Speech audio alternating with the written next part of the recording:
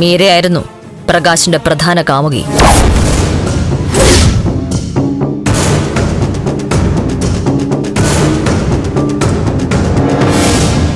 അവർ ഒരുമിച്ച് പാർക്കിലും ബീച്ചിലും എല്ലാം പോയിട്ടുണ്ട്.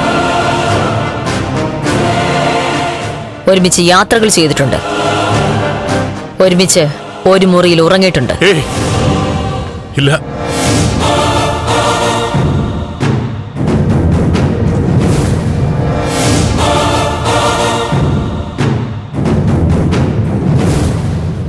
അക്ഷരാർത്ഥത്തിൽ അവർ ഭാര്യയും ഭർത്താവും തന്നെയായിരുന്നു.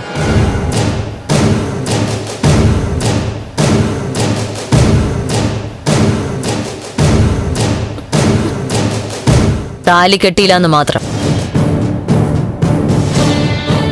ഇല്ല, ഞാനത് വിശ്വസിക്കില്ല. മനഃപൂർവ്വം എന്റെ മകളെ അപമാനിക്കാനായിട്ട് ഇങ്ങനെ ഓരോ കള്ളക്കഥകൾ ഉണ്ടാക്കുക നിങ്ങള്. Just A moment sir. ഞാൻ പറയുന്ന കാര്യങ്ങളിൽ ഒന്ന് കളവാണെന്ന് പറഞ്ഞാൽ ഈ തൊപ്പി ഞാൻ ഊരിവെക്കും.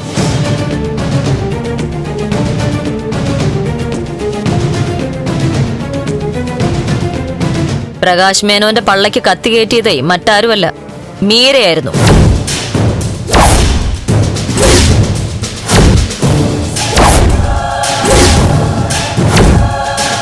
അബദ്ധത്തിലാണെങ്കിലും മീരയുടെ കഴുത്തിൽ നന്ദന്റെ താലി വീണപ്പോ പ്രകാശ് മേനോൻ ആ തക്കത്തിൽ പുതിയ കാമുകിയെ കണ്ടെത്തി.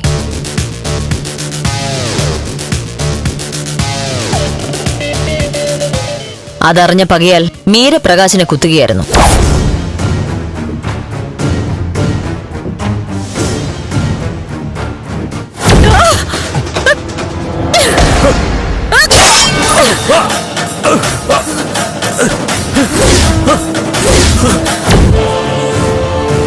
സംഭവത്തിന് സാക്ഷിയായ പ്രകാശിന്റെ കാമുകി മൊഴി തന്നിട്ടുണ്ട്.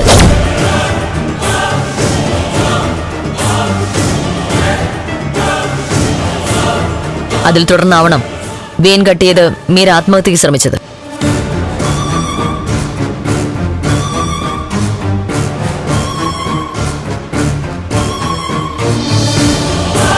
എസ്റ്റേറ്റ് ഗസ്റ്റ് ഹൌസിൽ വെച്ച് നന്ദൻ യാദൃശികമായി മീരയെ താലി കെട്ടാനുണ്ടായ സാഹചര്യം വിശദമാക്കിയിട്ടുണ്ട്.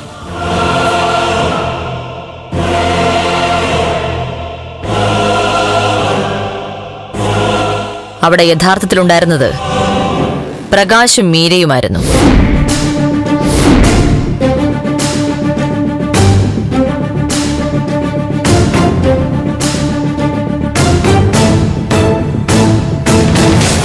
I love you. എനിക്ക് നീന്ന് വെച്ച പ്രാന്ത.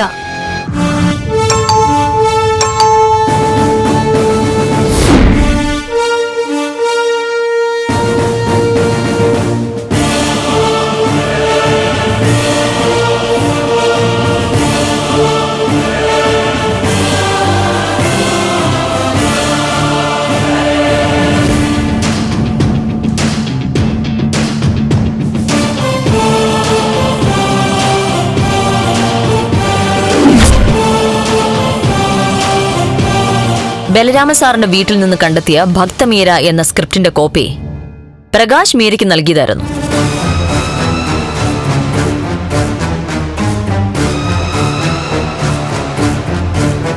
മീരയെ നന്ദനെ കൊണ്ട് വിവാഹം കഴിപ്പിക്കാൻ ശ്രമിക്കുന്നതിനിടയിലാണ് രജനി വിവാഹം കഴിക്കാൻ പോകുന്ന ഗിരിയിലൂടെ പ്രകാശ് മീരയെ വീണ്ടും കണ്ടുമുട്ടുന്നത്. ഫ്ലവേഴ്സ് ഒരുക്കുന്ന കാഴ്ച വസന്തം യൂട്യൂബിൽ പ്രേക്ഷകർക്ക് ലൈവായി കാണാം. ഫ്ലവേഴ്സ് കോമഡിയിൽ ജോയിൻ ചെയ്യൂ, ആസ്വദിക്കൂ.